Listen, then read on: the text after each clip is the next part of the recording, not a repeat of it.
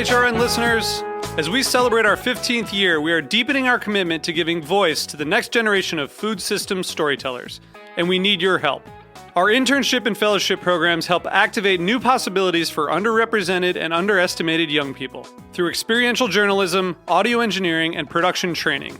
Through these unique programs, HRN helps food equity stewards build essential workforce readiness skills that expand their potential and foster economic mobility. Please consider supporting these critical programs. And with a minimum donation, you can be entered to win a dinner for two at an amazing restaurant in one of 8 cities and tickets to a concert at a great venue in one of those cities.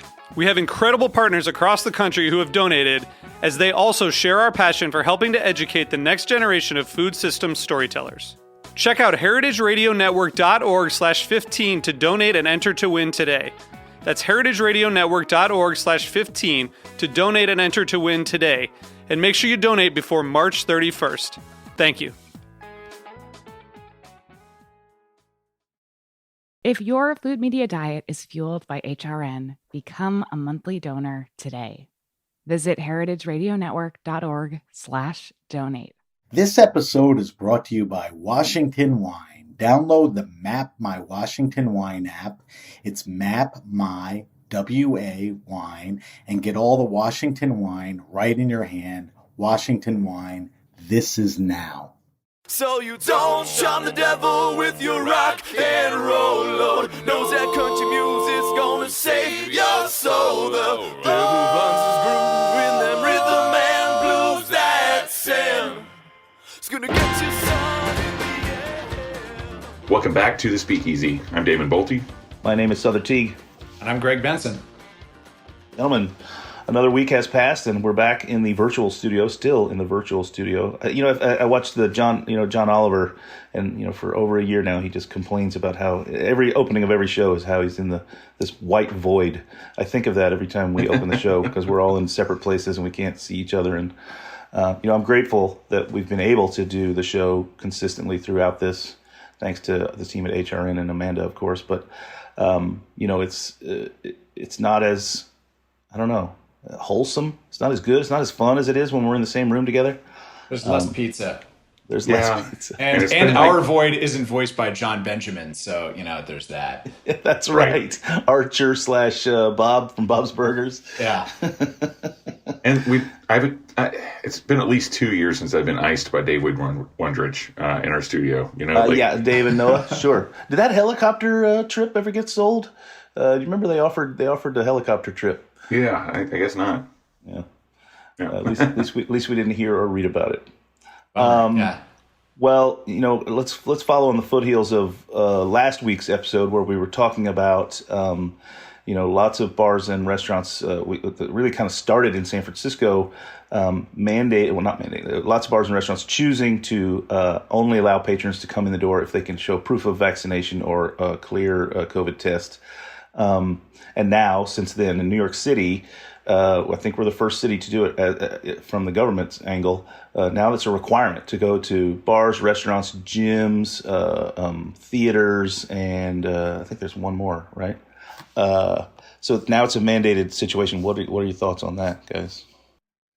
I mean, I think it's great. Grand Army, we started doing it a few days ago, and honestly, it's been working out wonderfully. There doesn't seem to have been any issues so far, but we have a lot of smart people who frequent the bar, so it makes it a lot easier. Yeah, I mean, I think for me, it's your bar and many other bars of friends of ours. The Up and Up, Leanda. I assume that if Leanda did it and Clover Club did it, Bar Goto, Bar Niban, lots of great bars in New York had already kind of started it themselves. And I think that, that's a great quality of leadership and sort of showing us the path forward. Having it now mandated by the government, I think is a relief for the bars. Frankly, for my bars, I wanted to get on board with this already. But I have partners and investors to answer to, and they weren't necessarily as keen on the idea of, fearing the backlash from the public. But now that the government has stepped in and said it's mandated, I think that takes the onus and the burden off of us as operators. We can whether we agree with it or not, and I frankly I do agree with it. But I can at least look at someone who maybe is starting to get irate with myself or my staff and just say, look, the government says so. It's not me. You can blame them. Show the ID or keep on walking, you know? Absolutely. You know, it really kind of takes me back to, you know, almost like 6 years ago when we opened Grand Army. People would try to bring their dogs in. And I know it's quite a bit different, but whenever they, you know, get upset about not being able to have their dogs there, and we didn't have outdoor seating at the time, you know, I would always just go on this huge tirade about how the government's holding us back with like service dogs indoors and all this stuff. And I'd go on this like political soapbox, and I'd give them my business card and be like, get in touch with me. I'm going to get you in touch with the right government officials. We're going to write letters to our Congress people, and we're going to get dogs in bars. And so I would always just kind of like put it on the government. And that's how Damon very effectively got none of those people to write him back a never, letter. Not one person wrote me. No. After I, like, you know, sometimes you have to be the loudest person in the room to just get things done. But it was like I would do that on purpose just to get people to kind of shut up and leave me alone. We don't allow dogs in bars. Sorry. But I kind of feel that same kind of, I don't want to say I'm trying to punt it off to someone else, but yes, I am absolutely. I'm glad that the government's actually like stepped in and said, this is a thing. And now we can say, no, talk to the government. Or go get vaccinated. It's not like you're trying to punt it off to someone whose job it is. And it's the fucking government. Yeah, we pay them to do this. Yeah. And like on the one hand, you know, it makes me really proud to see people like, you know, restaurateurs, bar owners, like people like in the service industry of all stripes, people that run like massage parlors, people that, I don't know, are like manicurists or whatever, saying like, no, sorry, you can't come in if you're not vaccinated. Like it's your right not to get vaccinated. It's my right to refuse you service on the basis that I think it's bad for my health. And like, that makes me really proud, but it also pisses me off so much that like we're having to carry the water and like pave the way for the government because, you know, they're worried about poking the bear. Like, it's your job to, like, you know, it's in people's best interest. You know the science. You know there is no actual debate about whether or not this is actually helpful. Like 99.95% of people who are dying of COVID right now are unvaccinated. You know what the science is. You just, you're afraid someone's going to say something mean about you on TikTok? Like, fuck you, man. Like, do what you're supposed to do with the taxes I pay and protect people. Sorry. Yeah, do the difficult job that you asked for. You know, as an elected official, you asked for this job, and we gave it to you. So do the difficult job and take on the difficult tasks that are involved. Yeah. And there's consensus. Like you, Sother, you ran an Instagram poll about this week, right? I did just yesterday. Not scientific. It's not the Pew Research Center. But... Yeah, not even a bit. I posted up on my Instagram stories. It's still up. It's 22 hours old, so it's almost going to expire. But I just posted a link to a story that says, vote now. Get your votes in now. The story title was COVID Live Updates, New York City to require vaccine-proof indoors at restaurants, gyms, and more. I wrote underneath, I am relieved to hear this. I think it's the way out. Are you in favor? And thus far, 22 hours in, I've gotten just under 600 votes. 546 of them are in favor. Only 50 say no. Now, granted, there could be some sort of bubble that I'm in because of, you know, my followers are you know, maybe you follow people that you like, so maybe my followers are like-minded to me. But again, as I said off the air, I think that my personal Instagram, Creative Drunk, is very, it's mostly cocktail stuff. So I think everybody on both sides of the aisle likes cocktail stuff. So I think I have an audience here that's pretty mixed. And I don't know, man. I think it's the right thing to do. I think that we, as with most things, we see the negative reports the most, right? So, you know, one guy gets crazy on an airplane and yells about having to wear a mask, and we see that story 1,000 times. But that doesn't count the other 100+ passengers on that and every other plane that were happy to comply and do the right thing and, you know, perform their civic duty to protect themselves and their fellow citizens. So, I don't know. I think it's the path forward.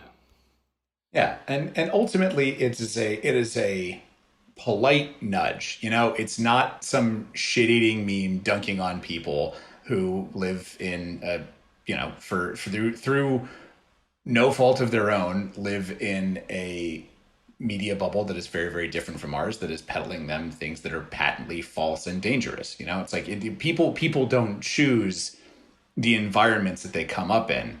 Right. And we're in a time, tragically, where people just do not have access to truth and basic facts. And which is not to say that there aren't bad actors out there. There are. But I think that the way to get through to people who, maybe have genuine questions, because this is a medical procedure, you're allowed to have questions about medical procedures before they get squirted into your arm. The way to get through to the people who have legitimate facts is the, gentle societal push of, hey, I run this business.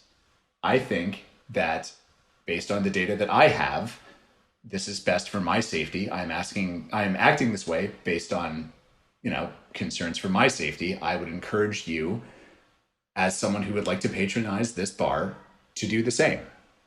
Yeah. And then, while we wait for, again, the people whose salaries we pay to actually do the right thing. Right. Well, I think, again, it seems that we're all in agreement here. Seems that, Damon's already leading the way at his place. I can't wait until we start doing it at my spots.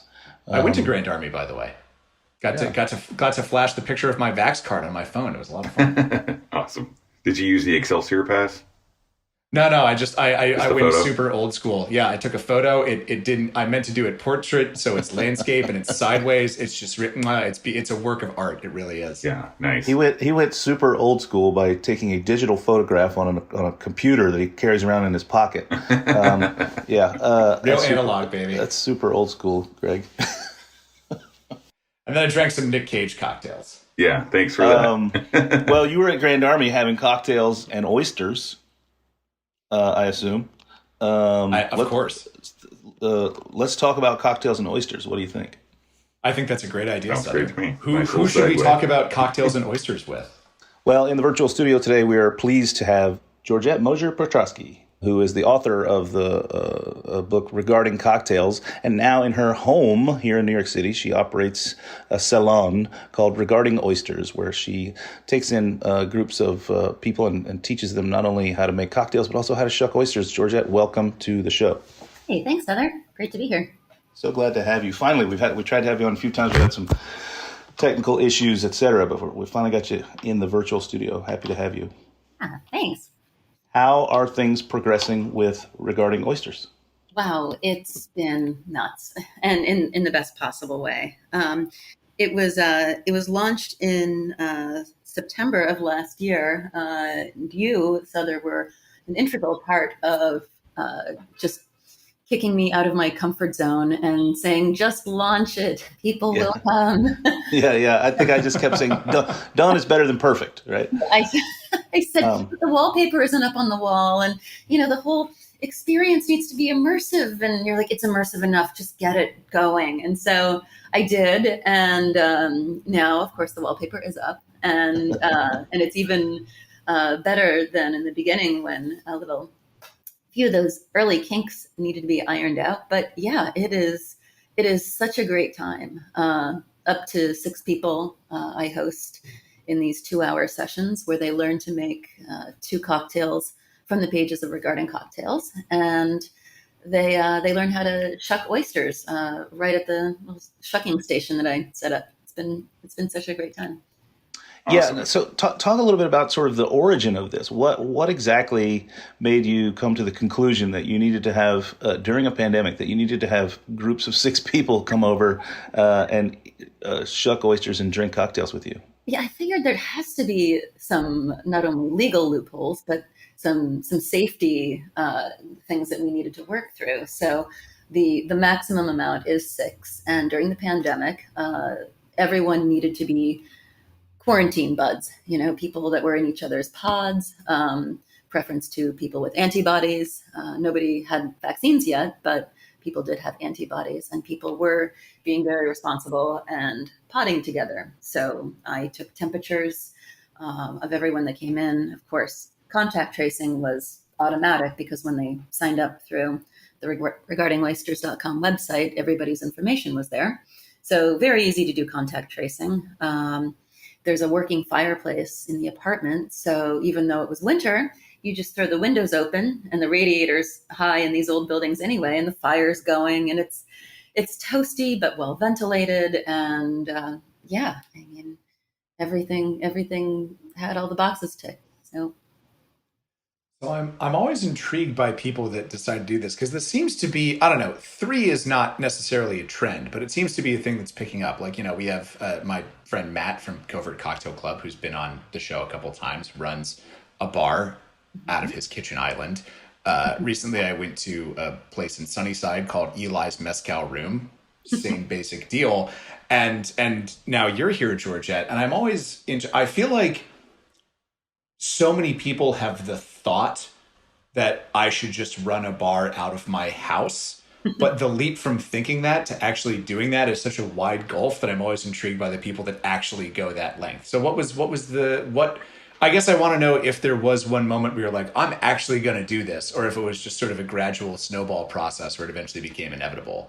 Yeah. So, I mean, how it really started was during the pandemic, I lost all of my work as a travel writer. I lost all of my work as a beauty editor. And I also lost my roommate who moved to Queens in the middle of the pandemic. And now I had to figure out how to pay the rent, how to pay bills, what to do. I immediately filed for a PPP loan, which was based on the prior year's salary, which was a very good year. So I put that towards, stocking with some really beautiful vintage barware and filling in the collection. And the bar itself was a discovery when I was in Hudson, visiting with some of the Hudson family from Sasha's Last Bar, and stopped into the antique store out there. And I went in for some throw pillows, but instead I was in this Stanley Kubrick tunnel vision of this beautiful 1800s perfume counter bar from New Orleans. And it was just love at first sight. And that night I just kept dreaming about, serving people here and maybe teaching them how to do just simple and elegant cocktails from the book. I mean, everybody was, shaking Negronis at that point and wanting to be Stanley Tucci. And at the time my book was out of print. So I thought, what a better way to do this than to just, have super small scale cocktail making classes here. And then the extra element, the oysters element, was discovered when I was with my friend Meg on her boat. She has an oyster boat in Southold. She's a farmer, and she said, "Oh, come along, do a harvest." And this is the girl that taught me to shuck years ago. I remembered how rewarding that was when I finally mastered shucking so well. And then teaching it was also really fun. People felt oddly empowered by this simple thing that they learned of shucking an oyster. And so I thought, well, if I can teach people how to make cocktails and oysters, I think I'll really have something here. And so, yeah, that concept came to be on her oyster boat, namely when I reeled in my first buoy with the hook stick that the oyster cages were attached to.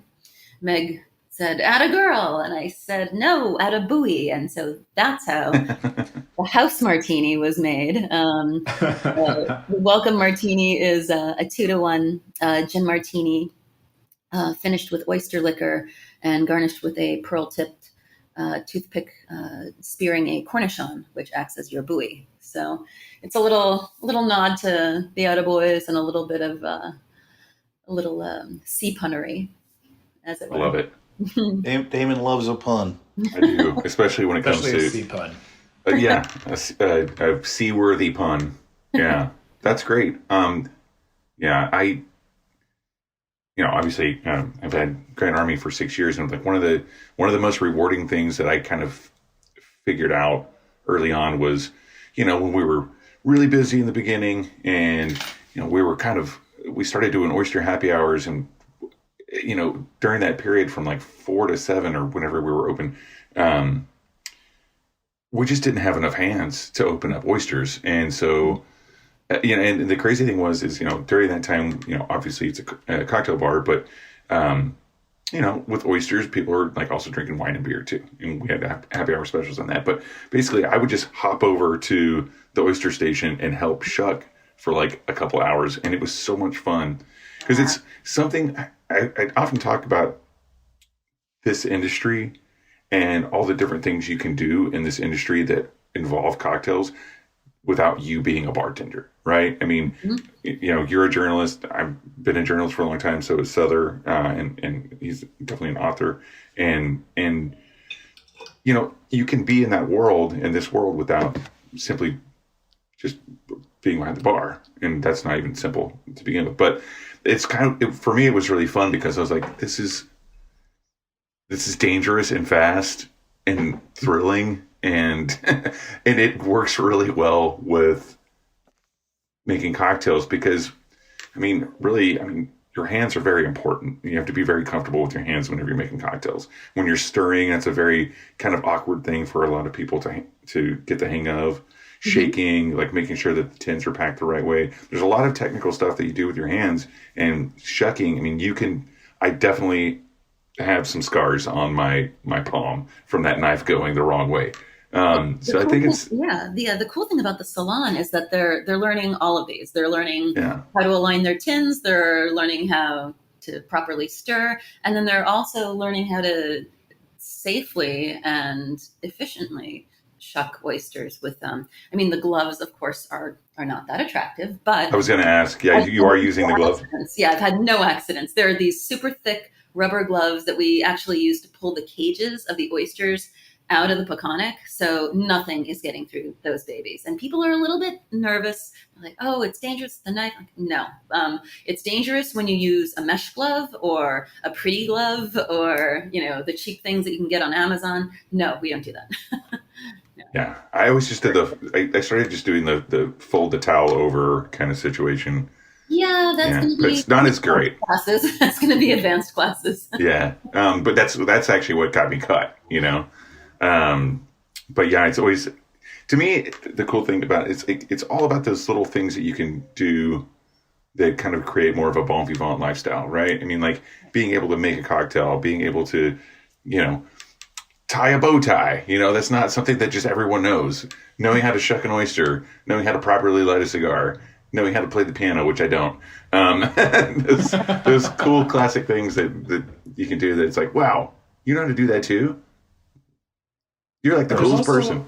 There's also like something kind of fun and primal about it, It's just like, we don't, hunt our own meat for the cold cuts that we're putting on our sandwiches or for our hamburgers, but there is something that's kind of, it is nice to have a little bit of that connection with your food. Like, it's a fairly minimal amount of effort because an oyster is a very simple organism, but you still have kind of the satisfaction of like, yes, I have earned the calories that I'm getting from this delicious animal. Absolutely. Yeah. And people seem to have such a deeper appreciation of, where their food is coming from and, how much effort goes into preparing a beautiful platter of oysters or oyster happy hour. People are just like the value of oyster happy hour to them is now just off the charts. And, it's great also to, tell the story about how my friend Meg Dow, she's the oyster farmer. So she does this pretty much on her own. She occasionally gets a hand from her husband, but she, for the most part, does this alone or with a mate on the boat. But she's out there in sometimes high seas and snowstorms and, really rough weather. But, she has to do it. The oysters have to be tumbled. They have to be sorted. And I've been out with her there countless times, and it's quite remarkable what she's doing. I go with her. I hand select anywhere from 100 to 200 oysters to bring back. I use I use a bunch of ice packs and the net bags, and I shove them into an old Ramoa suitcase, and I put it on the jitney, and I come back, and I've got oysters for up to 10 days. You're like some kind of clandestine oyster, bootlegger. Yeah. Make it work. My very first job ever that got a paycheck, I was 14 years old. I worked at a place called Shuck'em's Oyster Bar in my hometown of Panama City Beach, where we shuck 'em, you suck 'em. Our next door neighbor was our biggest competition, Mr. B's. Get it up and keep it up at Mr. B's. So oysters have this sort of like aphrodisiac, and it's always sort of listed in, especially the seafood restaurants. They always list those kind of things in their taglines.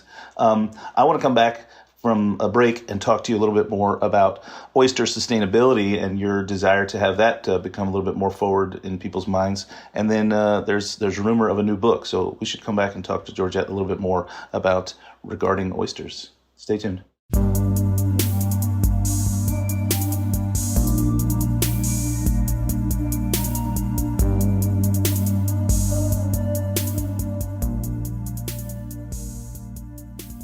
This episode is brought to you by Washington Wine. Download the Map My Washington Wine app.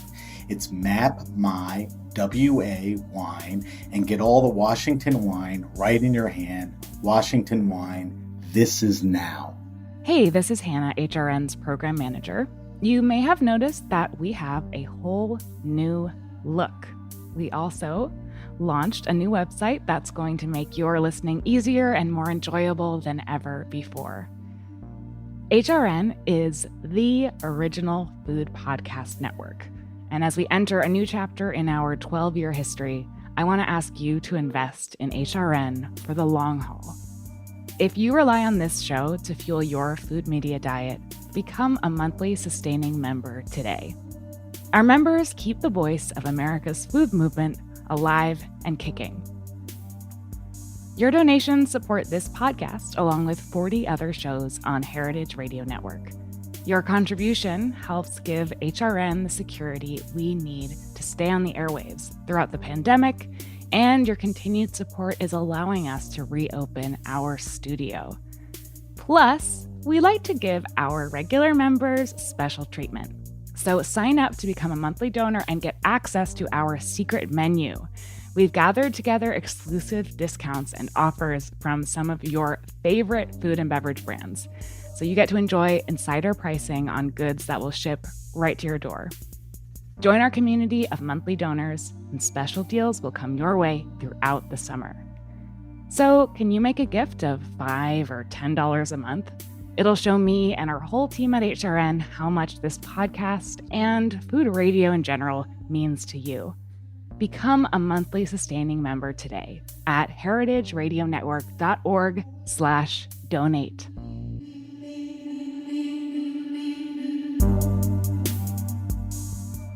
And we're back. You're listening to the Speakeasy on Heritage Radio Network.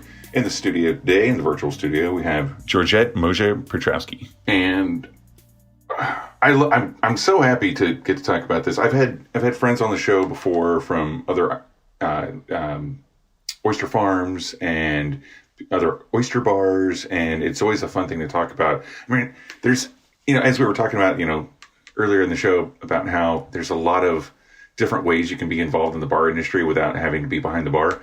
There's a lot of cool things you can do with oysters that that's not just about eating the oyster, right? So, like, I remember when we first opened Grand Army, we had Folksbier make an oyster stout for us out of the used shells, And also, we forgot to mention that one of the sexiest things about eating oysters is that they're still alive when you eat them, which is pretty crazy. I can't think of anything else that I eat that is still alive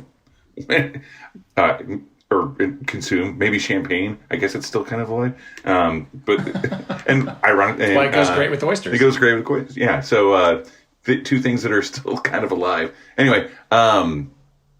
But yeah, there's you're doing something with oyster shells, right? With your business card. Can you tell us about that? Yeah, actually, right now as I'm talking to you, I'm preparing my next batch of business cards. It's one of these ideas in the pandemic when you just have too much time by yourself and you're like, you're hatching a new business plan, and it just seems like sky's the limit.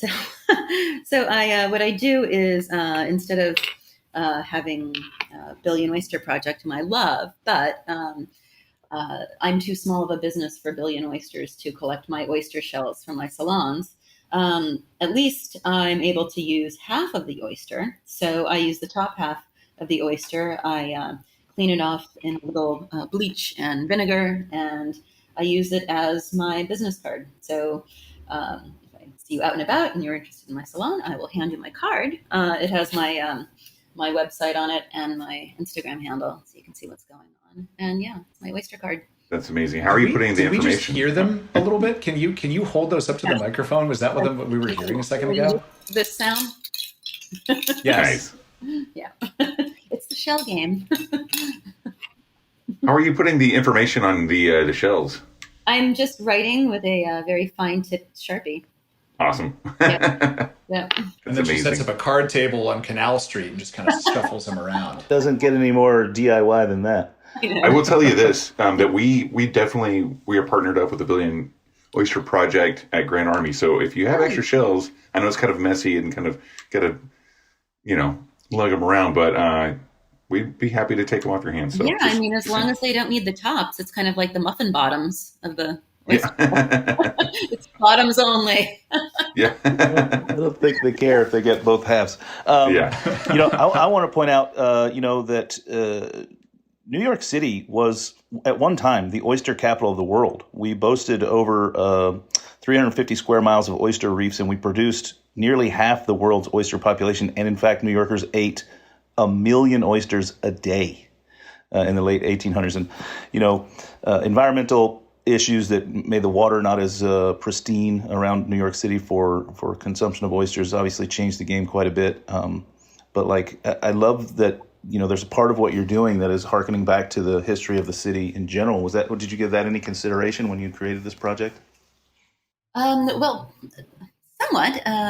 Meg and I have worked together on this project from the beginning, and she's partnered as well with Billion Oyster, and she's going to be part of their big celebration in September. We both are actually, but yeah, sustainability has always been at the top of Meg's harvesting, and what I really like to teach to my classes. And with any luck, we'll be able to eat oysters out of the East River in maybe 20 or 30 years with the concerted efforts of Billion Oyster and all of their attempts to purify that water with oysters. Yeah, can we? I love. It sounds like we're all big fans of the Billion Oyster Project here, but for our listeners who might not already know that they love the Billion Oyster Project, even though they do, without realizing it, could you tell a little bit about what they're doing and what their goal is? Yeah, so it's a super cool program. I mean, they're teaching reef conservation and sustainability to high school kids. They're bringing them on for a lot of these projects, but primarily what they were known for was they would collect all of the oyster shells from bars and restaurants, people that go through thousands of oysters for their oyster happy hours and such. They would collect the oysters and they would take them to a site where the shells would be weathered, and once they were ready to be put back into the waters, they help with rebuilding the reef system in our waters and purifying the water. I mean, something like what a single oyster in its lifetime can purify 40 gallons of water. One oyster. I mean, that pop fact just stuck with me so much. Yeah, that's more than I drink in a month. Crazy little organism. Yeah. Oh, it depends on how much I'm sweating. If it's summer, maybe close. But yeah, they're crazy. They're filter feeders, so they literally just purify the water. Plus, they live in these big reefs, which was really helpful if you have a superstorm, like say a Hurricane Sandy, for instance, bearing down on the city. It will really help to slow down the storm surge, because instead of pushing along like a nice flat, silty seabed, it has to go through all these little billions of little cracks and crevices formed by these oysters, and it won't hit the shore as hard.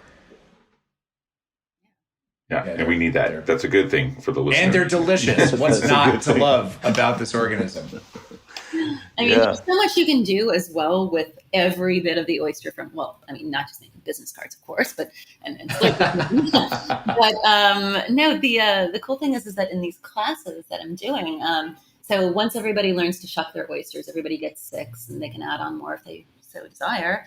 But once everybody masters this with what I say is approximately 22 pounds of brute force, pry open that shell, they're all very satisfied, and before them they have 6 oysters, but they're not just going to pair them with mignonette or lemon. Au contraire, we don't do that. We actually walk through a series of different pairings. I put into their oyster shells everything from, I do the chartreuse vegetal in a little dropper.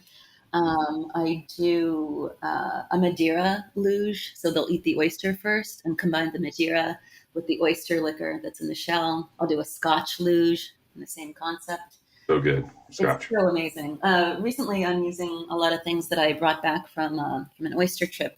I was just in France and learning about their sustainability efforts and their processes there as oyster farmers. But I found some really cool things that I've been using in the salon. Everything from a cognac vinaigrette to Bourgogne Verjus, and then a Vinegar Rouge, which is, it looks like a very chic perfume that you just spray onto the oysters, and it is such a crowd pleaser. So yeah, there's some really cool pairings in the salon too. There's never really a need for cocktail sauce or mignonette or just simplicity of lemon. I think I only offer lemon and on occasion a special mignonette, but yeah. Everything from that to, I do a smoked oyster dip on tea sandwiches sometimes. That really is fun. Very cool. Yeah, the photos that you post out on your social media are quite enticing. And I've been to the salon, as you mentioned earlier. I was there to kind of help you shape the concept, and then I came to an event one evening with some folks. What a lovely time. And so, I don't know, I think you have a reputation also for having a pretty much an aesthetic that you walk around with in your daily life that is obvious in your home. It's just a beautiful space. It's very transportive. Let's talk a little bit about regarding cocktails. Is now being printed in how many languages? And then let's move into the whispers of a forthcoming book. What are you working on, Georgette? Yeah. So Regarding Cocktails is now in its 7th English printing. They should just print more copies, so we don't have this issue. But it makes sense to me. But so Faden has translated the book into German, into Chinese, into French. There's talks of an Italian issue, but yeah. So it's been doing really well on the shelves, and now that it's back in print, it's continuing to sell. I actually offer signed and inscribed and stamped editions of the book on my website that I personally send out on the regardingoysters.com website, or you can get it on Amazon if you so choose to. But so that's regarding cocktails. The book that I'm working on that actually came out of this whole oyster salon and experience that I've had during the pandemic is a home entertaining book. The concept is entertaining for none and some.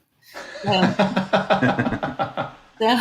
you're first putting the mask on yourself before you can put the mask on anyone else is basically the concept. You are immersing yourselves in what is the most exquisite cocktail party for just one. And then you're moving on to 2 people, and then 3, and then 6 is it. 6, I've found, is the maximum amount of guests that you can entertain at home without being completely in the weeds.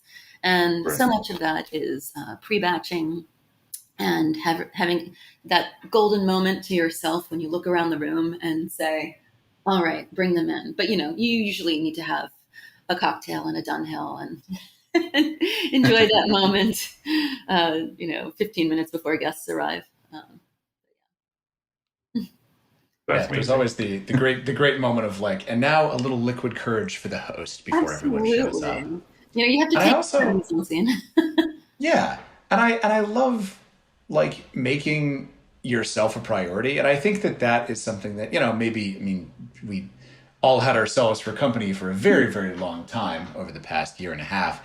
But even before then, I really appreciated, the act of, if you're making a nice dinner and it's just for yourself, like actually treating yourself to, like, I'm going to go the extra mile. I'm going to make some good stuff and I'm going to plate it up and I'm going to make it look nice because, it's, if you're, Gosh darn it, I'm worth it.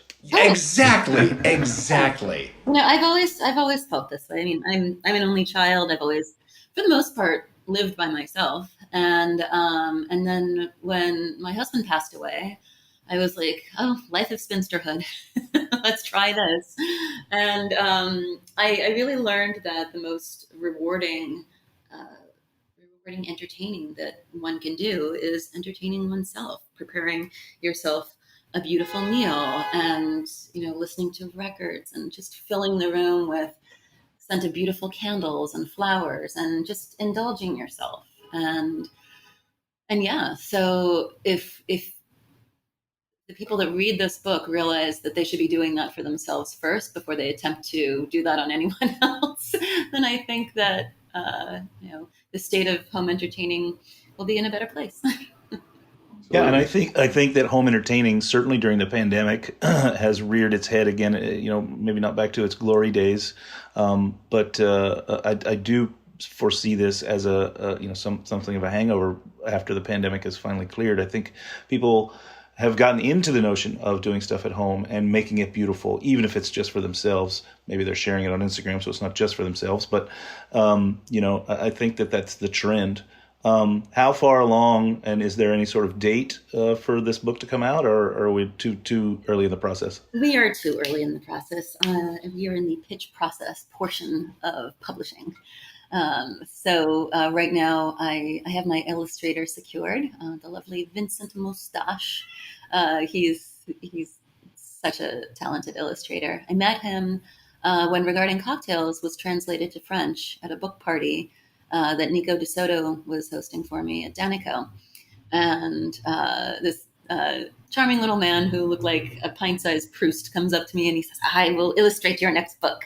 And so I checked out his illustrations and they were absolutely spot on what I wanted. And so, yeah, you've posted a few of them, and I see them on your social media, and I think this is so Georgette. This is serendipitous. This lines up perfectly. His style is kind of in the spirit of Jean Cocteau meets Ruben Toledo meets, yeah,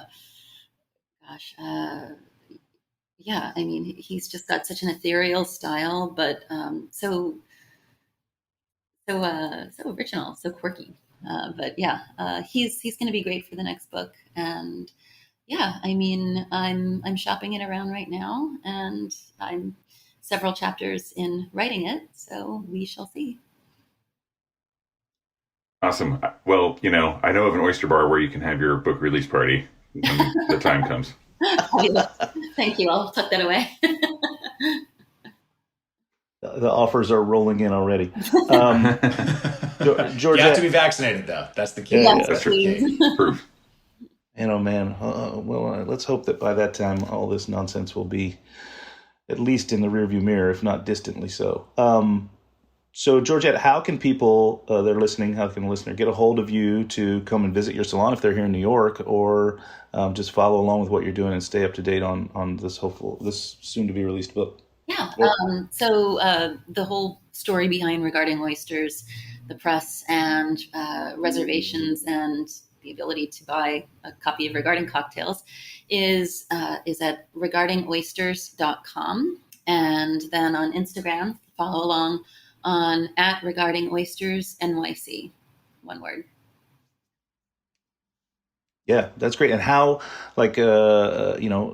how difficult is it to get a ticket to the events? Are you sold out all the time? Are you at capacity? Oh, no, there's some room. there's always some room. Booking in advance is a great idea too. But yeah, usually Thursdays through Sundays, I offer the class, or if there's a very special night a guest needs me to put together on, a Monday through Wednesday, that can be arranged as well. But yeah, just make a reservation on there. I do need the cocktails that you want to learn how to make, so I can prepare in advance how much to juice and syrups and tinctures and whatnot that we need, and of course, how many oysters I should pull out of the Peconic for class. And yeah, so just I need to know how many guests and if you want extra oysters and what cocktails you want to master. Cool. Yeah, I love it. Talk a little bit about that while we still have a couple minutes left. What do you mean they get to choose from the book? Yeah, so there's a menu on regarding oysters, all kinds of different cocktails from Milk and Honey days. And they can choose either something citrusy and refreshing, or they can choose something more heady, like a Scotch-based cocktail. All of these things have been carefully chosen to complement oysters. And of course, we start class with the Atabui Martini, in a little tiny teeny format. And yeah, so they choose their drinks, and when they get here, they get 2 laminated pages from regarding cocktails, and it shows the recipe, and of course tells the story behind these cocktails. And then I'm here to guide them to make sure that they don't shake their shakers at each other, avert disasters, and have them sing a few bars of Brazil in the spirit of De Graaf. But yeah, Nice. that's the process. And yeah, then we do the oyster pairings. It's actually been a really cool process of how I can actually do all of this legally, because I'm not selling cocktails to people. I'm selling an experience to them. So they buy an experience. It's 150 a person. It comes with 2 cocktails, a half a dozen oysters, and lessons on both. And of course, a lot of different canapes passed through the night, and some other little surprises and tastings and such. But yeah, value is there, of course, and the experience of being completely immersed in this gorgeous parlor. I mean, I'll go on the record as saying when I was asked last year to help you, and by the way, I can't even believe it was last September, when I was asked last year to help you get this thing at least organized and shaped, and then when I got to attend one, as a guest, the value is incredibly there. I kept telling you should charge more. I think I have you on my website. Is that your quote? She should charge more. Yeah, charge more. So that's just my endorsement of the program that you offer to the listener. Like if you want to go and the price tag maybe is seems intimidating, just understand that you're going to get a tremendous bang for that buck. It's a gorgeous environment, and the things that you get to see and do and experience while you're in that space with Georgette in this very intimate way is worth every penny and more. A bargain at twice the price, I always say. Well, Georgette, what a pleasure to finally have you on the show. I'm so glad that Regarding Oysters is going so well, and that Regarding Cocktails is still out there dominating and being printed in other languages all over the world. Really enjoyed having you on the show today. Yeah, thanks so much, Sother. I really, really had fun, and thank you again so much for just kicking me out of the comfort nest and getting this program launched. I mean, when you first came by and you polished up my shaking and stirring skills and gave me all sorts of tips I wouldn't have thought of for entertaining, you really made that a bright spot on launching this program. So I am forever grateful for. Happy to help. So happy to help. I would like to add that if you want to see 2 things that Sother never does, go to regardingoysters.com. There's a photo of him smiling and shaking a cocktail at the same time. Dear God. It's like a double rainbow. Yeah, it's pretty. I think I only know it's him because of the glasses, honestly. Yeah, I mean, while you're on there, you can also see Hannah Lee, I think, stirring a cocktail herself, something that she never does. She never makes cocktails herself. Yeah, you get people out of their comfort zones, Exactly. which is a great thing. Yeah, it's contagious. So much fun. All right, fine. We'll see you Friday. Twist our arms. Yeah. Come on over. I mean, absolutely should, Greg. It's quite an experience. Well, before we wrap up the show, I just want to remind everyone that on the 26th, Jack Schramm and I are doing a thing called Guest Shift. Jack Schramm, of course, from Booker and Dax in Existing Conditions, sort of a mad scientist of the cocktail world. We're doing a live stream. You can go to my Instagram, Creative Drunk, and check out how to get tickets to that. We're going to make a couple of cocktails and teach you virtually, not so much like Georgette does in the comfort of her own home. But it's going to be a real good time, and I highly recommend that you do it. We're going to send you a box that has everything you need to make some cocktails, minus the booze. You got to pick up the booze because we can't mail you that stuff. But go check that out on my Instagram and join Jack and I on the 26th for a live stream. If you can't be there for the live part, if you sign up for it, you still have access to the video, and you can watch it on demand whenever you like, but you just won't get to obviously interact with us live. So that's all I've got. Gentlemen, anything more to say? You want to take us out? That's it. It's been a real pleasure to have you on the show again, and I'm just I love talking about oysters and cocktails. So what a great time we've had here today. So thanks again, Georgette. Yeah, absolutely.